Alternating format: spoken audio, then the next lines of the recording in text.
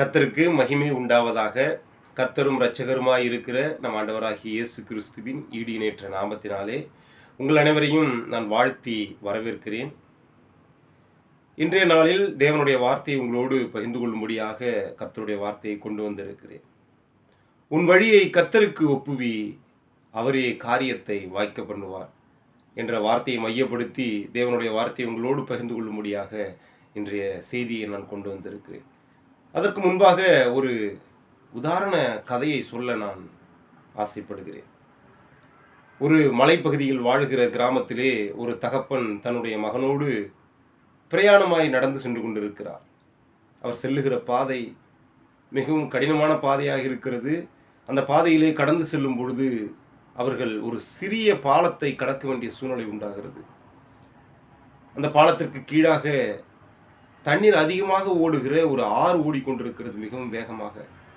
பாலத்தை கடக்கிறதுக்கு முன்பாக அந்த தகப்பன் பிள்ளையை பார்த்து சொல்லுகிறார், நீ என்னோட கையை பிடிச்சிக்கப்பா கெட்டியம்மா அப்படி என்று சொல்லுகிறார். அந்த மகன் அதற்கு மறுப்பு சொல்லுகிறார். ஏன் என்று தகப்பன் கேட்கும் பொழுது, இல்லப்பா நான் உங்கள் கையை பிடிச்சேன் அப்படின்னா கடந்து போகிறப்ப பதட்டப்பட்டு கையை விட்டு கீழே விழுந்து விடுவதற்கு வாய்ப்பு இருக்கிறது. அதனால் நீங்கள் என்னோட கையை பிடிச்சிக்கிங்க. நீங்கள் என்னோடய கையை பிடிச்சிக்கிட்டிங்கன்னா என்னோடய கையை இறுக்கமாக பிடிச்சிப்பீங்க. நான் விழுந்து போவதற்கு வாய்ப்பு இல்லாமல் நான் பாதுகாப்பாக வந்து அந்த பகுதியை சேர்ந்துருவேன்னு சொல்லி தன்னோட தகப்பன்கிட்ட பிள்ளை சொல்லுகிறதை கேட்டு தகப்பன் அந்த பிள்ளையோட கையை இறுக்கமாக பிடிச்சி பாலத்தை கடந்து அந்த பக்கமாக போய் சேர்கிறார்கள். நம்மளுடைய வாழ்க்கையும் இப்படி தான் இருக்கிறது. நாம் நிறைய நேரத்தில் நம்மளுடைய கரத்தை யாராவது பிடித்து நடந்தால் நலமாக இருக்கும் என்று நாம் விரும்புகிறோம். ஆனால் வேதம் சொல்லுகிறது, உன் வழியை கர்த்தருக்கு ஒப்புவி, அவர் கரத்திலே உன்னுடைய கரத்தை கொடுத்து அவர் மேல் நம்பிக்கையாயிரு, அவரே காரியங்களை வாய்க்க பண்ணுவார் என்று. கர்த்தருக்கு மகிமை உண்டாகட்டும். கர்த்தருக்கு பிரியமான அன்பு சகோதர சகோதரிகளே, நாம் வேதத்திலிருந்து ஒரு வசனத்தை வாசிப்போம். சங்கீத புஸ்தகம் 31வது அதிகாரம் 5வது வசனத்தை நாம் வாசிக்கலாம். உன் வழியை கர்த்தருக்கு ஒப்புவித்து அவர் மேல் நம்பிக்கையாயிரு, அவரே காரியத்தை வாய்க்க பண்ணுவார். உன் வழியை கர்த்தருக்கு ஒப்புவித்து அவர் மேல் நம்பிக்கையாயிரு, அவரே காரியத்தை வாய்க்க பண்ணுவார்.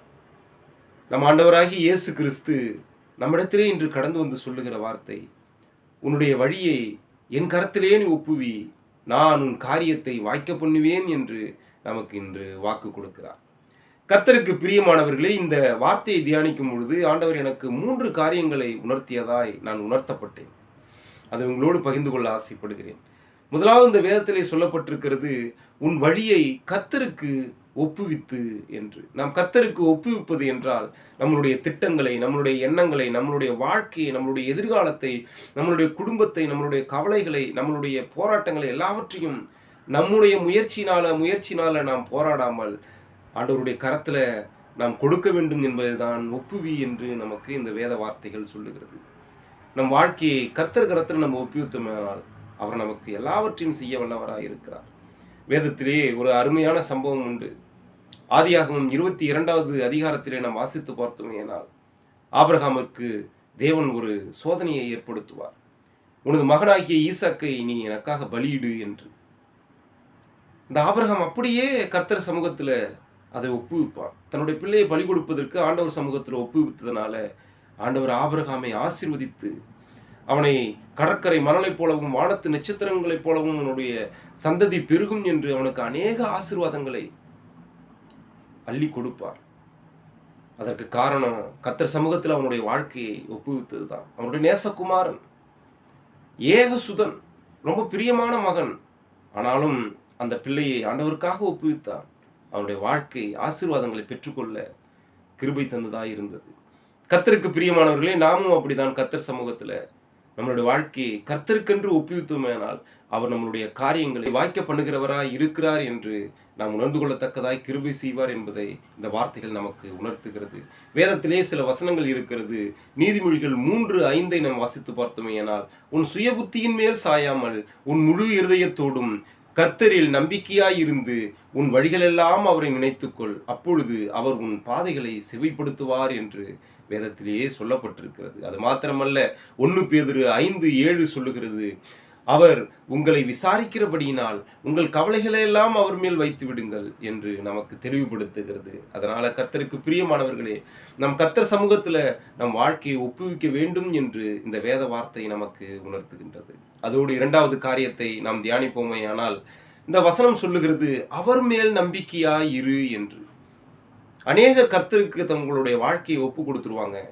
ஆனால் அவர் சமூகத்துல நம்பிக்கையாய் இருக்கிறதை நாளுக்கு நாள் குறைத்து கொண்டு பின்மாற்றம் அடைந்து தேவனை விட்டு விலகி அநேக கேள்விகளை கேட்டு அநேக சந்தேகங்களை உண்டாக்கி கொண்டு இது நடக்குமா, இது நடக்காதா, இப்படி இருக்கிறதே சூழ்நிலை, இது யார் செய்வார், நம்ம ஆண்டவரை நம்பி இருக்கிறோமே, நம்மளுடைய ஜெபம் கேட்கப்படலையோ, நம்மளுடைய உபவாசங்கள்லாம் வீணா போய்விட்டதோ என்று அநேகர் கர்த்தருக்கு தங்களுடைய வாழ்க்கையை ஒப்புவித்தவர்கள் அவருக்காக காத்திருக்கிறதை ஏற்றுக்கொள்ள மறுக்கிறார்கள். அவருக்காக காத்திருந்து அவர் மீது நம்பிக்கை வைக்கிறதை அநேகர் விட்டு விடுகிறார்கள். ஆனாலும் வேத வார்த்தை என்று சொல்லுகிறது, கர்த்தருக்கு வாழ்க்கையை ஒப்புவித்து அவர் மேல் நம்பிக்கையாய் இரு என்று. வேதத்திலே ஒரு மனிதனை நாம் பார்த்தோமேயானால், யோசேப்பு என்ற மனிதன் தன்னுடைய வாழ்க்கையில எல்லா சூழ்நிலையிலும் ஆண்டவர் மீது நம்பிக்கையாய் இருந்தான். தன்னுடைய சகோதரர்களால் பகைக்கப்பட்டு குழியிலே தள்ளப்பட்டான், அடிமையாய் விற்கப்பட்டான். அங்கு சென்ற இடங்களிலே போத்திபார் வீட்டிலே அவனுக்கு போராட்டம், தவறான அவப்பேர் உண்டானது. சிறைச்சாலையிலே போடப்பட்டான். ஆனாலும் எல்லா இடத்திலும் அவன் தேவனையே நம்பி இருந்ததுனால, அவர் சமூகத்தில் தன்னுடைய வாழ்க்கையை ஒப்புவித்து அவர் மீது நம்பிக்கையாக இருந்ததுனால அவனுடைய உயர்வு கர்த்தரால் உண்டாகி பார்வோனுக்கு அடுத்த இடத்துல அவன் உயர்த்தப்பட்டான். அது மாத்திரமல்ல, அவன் மூலமாக அவனுடைய சந்ததி எல்லாம், அவனுடைய குடும்பத்தார், அவனுடைய சகோதரர்கள், தாய் தகப்பன் எல்லாரும் பஞ்சகாலத்திலே பிழைக்கும்படியாக வழி உண்டாக்குவதற்கு கர்த்தர் அவனை ஆயத்தப்படுத்தினார். கர்த்தருக்கு பிரியமானவர்களே, நாமும் யோசிப்பு போல நம்மளுடைய சூழ்நிலைகள் எதுவாக இருந்தாலும் கர்த்தருக்கு நாம் காத்திருந்து அவர் மீது நம்பிக்கையாக இருந்தோமேயானால் அவரே காரியங்களை வாய்க்க பண்ணுவேன் என்று இந்த நாள் நமக்கு வாக்கு கொடுக்கிறார். வேதத்திலே ஒரு வசனம் இருக்கிறது. ஏசாயா 26:3 வசனத்தை நாம் வாசித்து பார்த்தோமேயானால், உம்மை உறுதியாய் பற்றி கொண்ட மனதுடையவன் உம்மையே நம்பியிருக்கிறபடியினால் நீர் அவனை பூரண சமாதானத்துடன் காத்து கொள்ளுவீர் என்று வேதம் நமக்கு சொல்லுகிறது. கர்த்தருக்கு பிரியமானவர்களே, உம் வழியை கர்த்தருக்கு ஒப்புவி, அவரே காரியங்களை வாய்க்க பண்ணுவார் என்று சொல்லுகிற இந்த வார்த்தையில நாம் அவர் மீது நம்பிக்கையாய் இருக்கணும் என்பதை இந்த வார்த்தைகள் நமக்கு தெளிவுபடுத்துகிறது. நாம் அவர் மீது நம்பிக்கையாய் இருந்துமேயானால் அவர் நம் காரியங்களை வாய்க்க பண்ணுவேன் என்று இந்த நாள் நம்மளுக்கு உறுதியாய் வாக்கு கொடுக்கிறார். மூன்றாவதாக ஒரு காரியத்தை நாம் பார்த்தோமேயானால், அவரே காரியத்தை வாய்க்க பண்ணுவார். வேறொருவர் அல்ல, மனிதர்கள் அல்ல. நாம் எதிர்பார்க்காத இடத்திலிருந்து நமக்கு உதவி வரும் என்று நாம் அநேக இடத்துல மனிதர்களை எதிர்பார்த்திருக்கிறோம். அநேக நேரத்தில் மனிதர்களுடைய உதவி, மனிதர்களுடைய நம்மளுக்கு ஆதரவு, மனிதர்களுடைய மேலான துணை நம்மளுக்கு எப்படியாவது உதவி செய்ய, வெற்றி அடைவதற்கு உதவி செய்யும் என்று நாம் அநேக நேரத்தில் நம்பி ஏமாந்து விடுகிறோம், தோல்வியை பார்க்கிறோம், அவமானப்படுத்தப்பட்டு விடுகிறோம். ஆனாலும் வேதம் சொல்லுகிறது, அவரே காரியத்தை வாய்க்க பண்ணுவார் என்று. கர்த்தரே நமக்கு காரியத்தை வாய்க்க பண்ணுவார். கர்த்தர் தான் நமக்கு காரியத்தை வாய்க்க பண்ணுவார். நாம் அவர் சமூகத்தில் அவரை விசுவாசித்து அவர் கருத்தில் நம்மளோட வாழ்க்கையை ஒப்புவித்துமேயானால், அவருடைய வார்த்தைக்கு நாம் செவி கொடுத்துமேயானால், அவருடைய சொல்லுக்கு இணங்கி நாம் நடந்துமேயானால் கர்த்தர் நம்மளுடைய காரியங்களை எல்லாம் வாய்க்க பண்ணுவேன் என்று இந்த நாளிலேயே வாக்கு கொடுக்கிறார். ஒரே ஒரு வேத சம்பவத்தை உங்களுக்கு சொல்ல ஆசைப்படுகிறேன். லூக்கா 5வது அதிகாரத்தில் 1-11 வசனம் வரைக்கும் நாம் வாசித்து பார்த்தோமேயானால், பேதுரு தன்னுடைய சுய முயற்சினால அநேக பிரயாசப்பட்டு மீன் பிடிப்பதற்கு தங்களுடைய எல்லா திறமைகளையும் பயன்படுத்தி பார்ப்பான். அவனுக்கு மீன் எதுவுமே அகப்படாது. ஆண்டவர் ஒரு வார்த்தையை சொல்லுவார், இன்னும் கொஞ்சம் ஆழத்திலே போய் நீ வலையை போடு என்று. ஆண்டவரே, நான் எவ்வளவோ பிரயாசப்பட்டுட்டேன், முழுவதும் பிரயாசப்பட்டுட்டேன், ஒண்ணுமே கிடைக்கல. பேதுரு மீன் பிடிப்பதிலேயே தேறினவன். ஆனாலும் ஆண்டவர் சொன்ன வார்த்தைக்கு தன்னை ஒப்புவித்தான். அவர் சொன்ன வார்த்தையை கேட்டான். ஆண்டவரே, நீ சொல்லுகிறதுனால நான் மறுபடியும் போய் வலையை போடுறேன்னு சொல்லி அவர் சொல்லுகிறதை கேட்டு வலையை போட்டதுனால கர்த்தரே அவனுக்கு காரியத்தை வாய்க்க பண்ணினார். இரவு முழுவதும் அவனுக்கு ஒரு மீனும் கிடைக்கல. ஆனால் கர்த்தர் சொன்னதை அவன் கேட்டு அவருடைய வார்த்தைக்கு தன்னை ஒப்புவித்து செவி கொடுத்ததுனால படகுகள் நிரம்பத்தக்கதாய் மீன்கள் கிடைத்தது. அப்படியாப்பட்ட அற்புதத்தை கர்த்தர் இன்று நமக்கு செய்வேன் என்று சொல்லி இந்த வார்த்தையை நமக்கு கொடுக்கிறார். நம்மளோட வாழ்க்கையில் அநேக போராட்டங்கள் இருக்கலாம், நம்மளுடைய குடும்பத்தில் சோதனைகள் இருக்கலாம், நாம் மேற்கொள்ள முடியாத அளவுக்கு நமக்கு தோல்விகளும் அவமானங்களும் தொடர்ந்து நம்மளை துரத்தலாம். நம்ம எதிர்பார்த்த இடங்களில் நமக்கு ஏமாற்றமே உண்டாகி கொண்டிருக்கலாம்.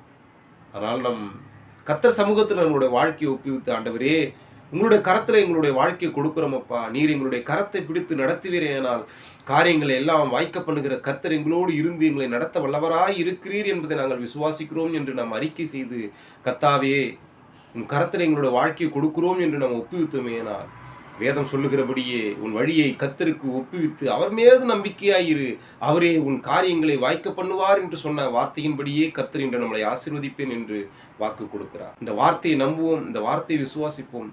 கர்த்தர் கரத்திலிருந்து நாம் கிருபையை பெற்றுக்கொள்வோம். இந்த நாள் ஒரு ஆசீர்வதிக்கப்பட்ட நாளாக இருக்க இயேசுவின் நாமத்தினால உங்களை நான் வாழ்த்துகிறேன். ஆமென், ஆமென்.